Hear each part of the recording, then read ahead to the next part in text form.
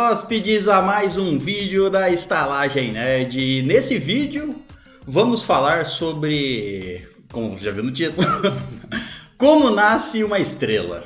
Não é o filme. Tem um filme? Olha só. Então, logo não é o filme. Entra o trailer do filme. Mas se você quiser como você você vai aprender como ser famoso, entendeu? Como ser cantor. Não é esse tipo de uma estrela de Hollywood. How to be a rockstar. Não, uma estrela do rock também. É como nasce uma estrela, como o nosso Sol. Como nasce um Sol. Mas o Sol não. Só uma estrela? O Sol é uma estrela. Caso você não saiba, o Sol é uma estrela. Uma estrela pequena. Uma estrela pequena. Não é nenhuma estrela grande. Nossa, se faz esse estrago, Jesus, mano. Calor do caralho. Queima. Bom, então eu vou falar aqui de maneira resumida como você acha que nasce um Sol, Léo? Como que ele nasce ali? Bom, eu sei que a maioria dos astros, eu posso estar falando uma puta de uma bosta, mas enfim. É uma junção de massa, certo? Que vai se formando e vai virando algo. Não é? É uma boa explicação. Tipo, eu não sei especificamente como é. Sim, para o nascimento de uma estrela ou de um Sol, basicamente Gaia. Basicamente você precisa de duas coisas. Mamãe Sol, papai Sol. Pode ser, mas uma não. Noite quente de verão, no tédio, sem televisão. Você precisa basicamente de hidrogênio e gravidade. Basicamente é isso. Gravidade a gente tem. Gravidade. Quem tem? Gravidade tem. Quem? Aonde? Aqui tem. Então vai nascer um Sol aqui. Se eu for lá e comprar hidrogênio, onde quer que seja que vende, na loja de hidrogênio. Isso, vai nascer um Sol. Se você achar uma loja de hidrogênio, talvez. Tem. Na loja de hidrogênio, então, tem que ter vários sóis. Tem gravidade, tem hidrogênio. Que eles vendem, as miniaturas. Entendi. Mas a gravidade precisa ser muito forte para conseguir transformar esse hidrogênio em algo que cause a combustão, o início de uma estrela. Basicamente, mas quando você fala muito forte, é um negócio absurdamente forte, certo? Absurdamente forte. Vamos imaginar assim. Eu tava imaginando a cápsula de treino do Vegeta, mas acho que é mais. Não, é um pouquinho mais. Vamos imaginar assim. Um Sol nasce de uma aglomeração de gases no espaço, gases e poeira. Ok. A poeira em si veio de outros sóis, ou de outras estrelas, ou de outros planetas, enfim. Toda a matéria é resto. Isso. Tá, certo. Na verdade, a Terra, nós somos restos do nosso Sol. Eita. Todos os planetas do Sistema Solar e nossos corpos, todos os átomos de tudo que estamos aqui, são restos que o Sol jogou embora. Mas não deve ser só do nosso Sol, né? Ou é só do nosso Sol? Só do nosso Sol. Olha só. Claro que pode ter vindo um meteorito de outro lugar, criado em outro Sol e caiu aqui na Terra, caiu em Júpiter, por exemplo, em Júpiter, talvez o que tenha caído em Júpiter lá, o Levi 9, tenha sido de outro, mas não sei, acho que é do mesmo sistema solar. Mas basicamente é assim, uma nuvem de gás solta no espaço começa a se juntar, toda a matéria tende a se aglomerar e gerar gravidade. Então, num vácuo absoluto no espaço, qualquer mínima matéria, ela gera um pouquinho de gravidade. Vamos supor que um átomo tem um pouquinho de gravidade, 2 átomos têm o dobro de gravidade daquele um. Isso num vácuo, no caso. Bem simplificado. Por exemplo, se tem um astronauta, ele pode gerar um mínimo de gravidade? Não é assim. Eu tô dando uma explicação bem simples mesmo. Okay. Mas o que eu quero dizer é assim, conforme a matéria vai se juntando, ela vai, quanto mais ela se junta, mais ela gera gravidade. Uhum. E por gerar gravidade, ela atrai outros átomos. Então, quanto mais ela vai ficando maior, ela tem mais gravidade e ela atrai mais coisas. Quanto mais densa ela vai ficando, mais coisa vai se juntando. Basicamente, o nosso Sol, isso é como se formam todos os sóis, mas vamos simplificar para o nosso. Certo.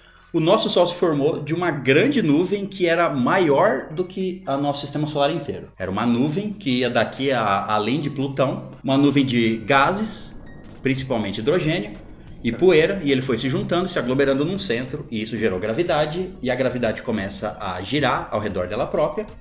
E isso criou um grande, vamos dizer assim, redemoinho de gases rodando. Certo. Como vocês conhecem geralmente a imagem das galáxias. As galáxias é uma... parece isso visualmente. Basicamente é isso. A matéria começou a se aglutinar, e tudo começou a girar e ela começou a atrair mais matéria e mais matéria. Quanto mais matéria você aglomera em um local, mais gravidade aquilo gera. Até chegarmos a um momento em que tinha tanta gravidade... A gravidade, quanto mais matéria, ela puxa mais e ela tenta se aglutinar mais no menor espaço possível. Quanto mais matéria, ela tenta se espremer no mínimo espaço possível. E chega a uma determinada quantidade de matéria que essa pressão é tão grande que faz os átomos de hidrogênio no meio começarem a se fundir. É onde eles entram em combustão. Aí é onde gera a energia que acende o Sol. Pensando numa bomba atômica? A bomba atômica é uma fissão nuclear, já o Sol é uma fusão nuclear. Ele funde 2 átomos de hidrogênio. Hidrogênio se você pegar a tabela periódica, o Sol vai começar a produzir matéria naquela ordem da tabela periódica. A primeira matéria que ele produz é hidrogênio, a segunda é hélio, e assim sucessivamente. Então, a pressão é tão grande que 2 átomos de hidrogênio se juntam e viram um de hélio. E quando eles se juntam, ele libera uma enorme energia. E esse processo vai aumentando. É por isso que vão virando gases cada vez mais pesados e materiais mais pesados. Se você consegue identificar, os cientistas, os astrônomos, se eles conseguem identificar um material, um elemento químico muito pesado dentro de um Sol, isso determina a idade do Sol pelo processo de queima de combustíveis dentro dele. Porque todo Sol vai começar desse mesmo jeito. Todo Sol do mesmo jeito. Com elementos mais simples, Sim. Mais simples de onde ele esteja. Um Sol pode começar numa nuvem só de hélio. Sim. Mas, geralmente, a mais simples é hidrogênio, que é e até porque é o mais leve, né? É o que vai ser atraído com mais facilidade para montar essa massa densa do começo. Então, essa gravidade cria essa pressão, e isso é uma regra da física, a pressão gera calor. Igual a panela de pressão. Igual a panela de pressão. É assim que funciona. Se eu botar hélio na panela de pressão, eu faço um mini-sol. Faz um mini-sol. Na sua casa. Bota hélio na panela de pressão pra você ver o que vai acontecer. Experimenta. Vocês querem ver o César fazendo isso? Não. Comenta aí. A quilômetros de distância eu posso fazer. Mas aí essa pressão vai se tornando tão grande que tudo se concentra no meio e ele se aquece e ele se acende, a fusão nuclear começa e o processo de fusão acontece lá dentro. E quando um Sol, entre aspas, acende, a energia das fusões lá dentro, que fazem ele brilhar, geram uma pressão para fora que, vamos dizer assim, expulsa toda a nuvem de gás de perto dele. Certo. São os famosos ventos solares. Os ventos solares, que não são realmente ventos, mas são gases ionizados que empurram o resto para fora. Da próxima vez que você não conseguir conter os seus gases, você pode falar de vento solar. Entendeu? Que a pressão foi muito grande. Assim, tem muita pressão aqui no meu Sol, eu vou liberar os ventos solares. E é assim que aconteceu. O Sol acendeu e ele expulsou todo o gás de perto dele. O gás foi para as imediações do Sol, mas o gás continuou a girar. E foi assim que nasceram os outros planetas.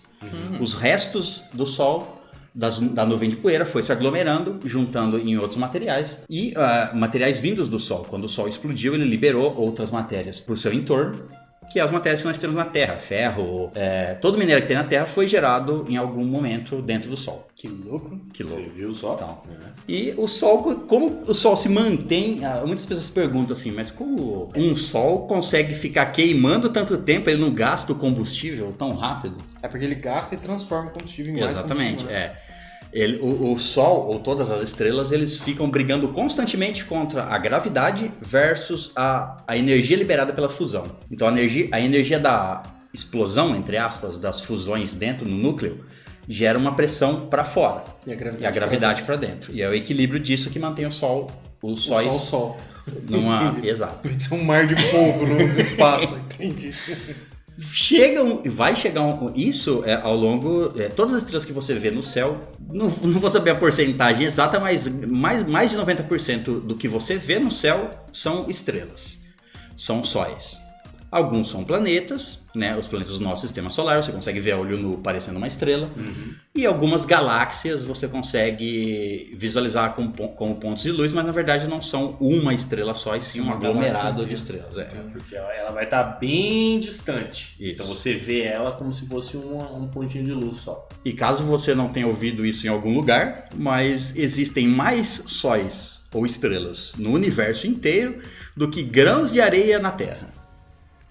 Se você pegar todos os grãos de areia de todas as praias, do deserto do Saara, da Terra inteira e contar grão a grão, existe mais sóis do que esses grãos. Duvido que o cara que falou isso aí contou. Duvido.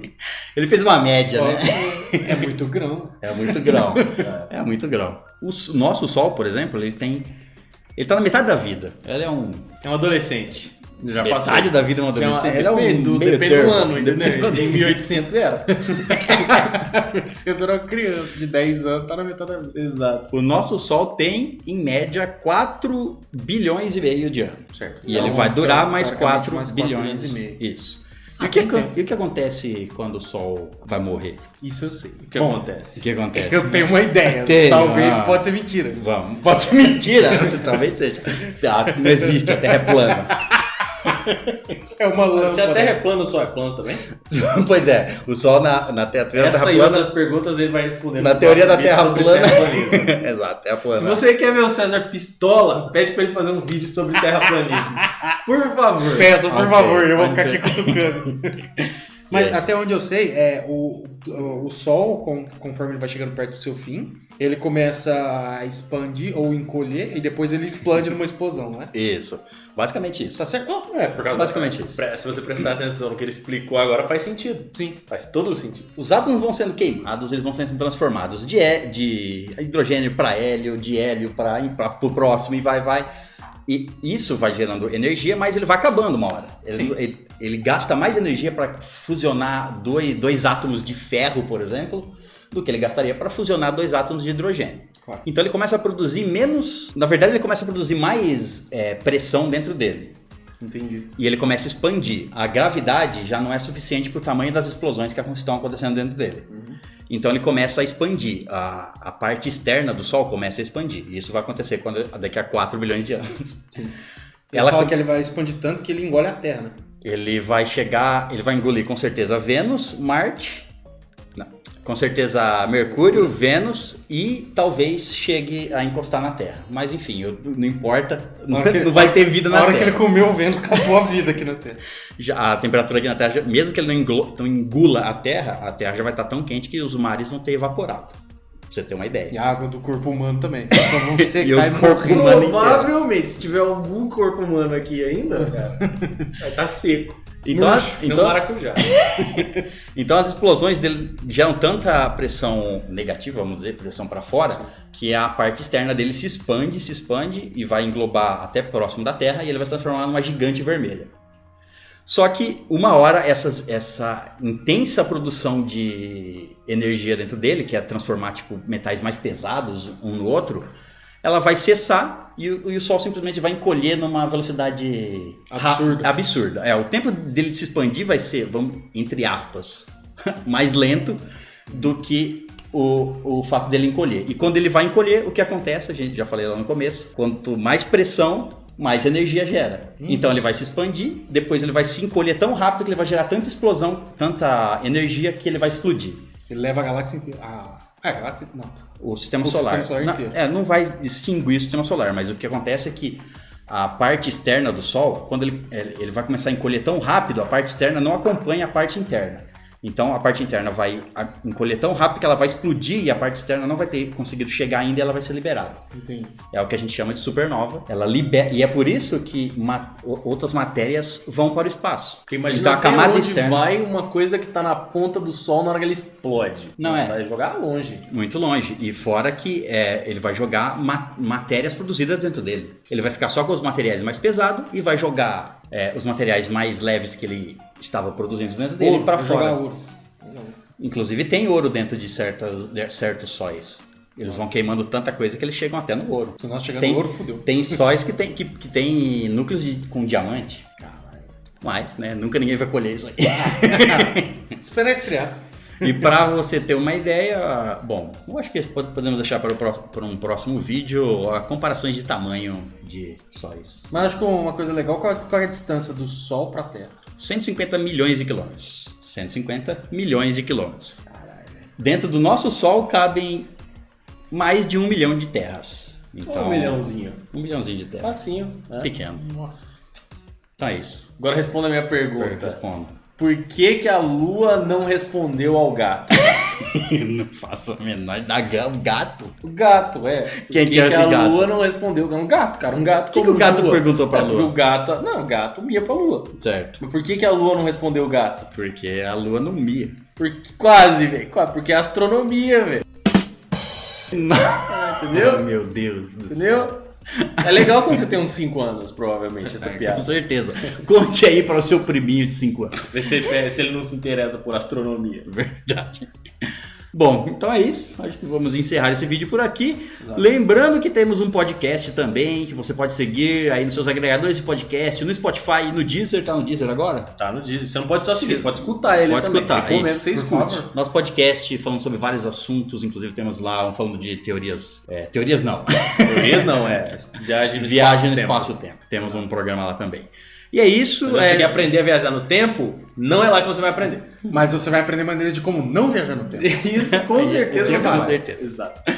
Então é isso, se inscreva aqui no canal, siga a gente nas redes sociais que estão aparecendo em algum lugar. Se inscreva no canal se não for inscrito, ative o sininho para receber as nossas notificações e nos próximos vídeos vamos falar de outros assuntos aleatórios. Exato. Comente aí embaixo que assunto você quer que a gente comente, fale sobre. E a reação do seu primo sobre a nossa piada. Exato. E as duas que você tem sobre esse assunto que o César acabou de falar. E que o César tem que falar sobre terra plana. E sobre... Esse é sobre astronomia, ele tem que fazer um sobre astrologia. Ele manja também. Manjo nada. A astrologia não existe. E como seriam as casas dos Cavaleiros do Zodíaco se todos os planetas fossem planos? Verdade, essa é uma boa teoria. Bom. Não seria subindo, né? Tudo no mesmo nível. Bom, então é isso. Até o próximo vídeo. Tchau.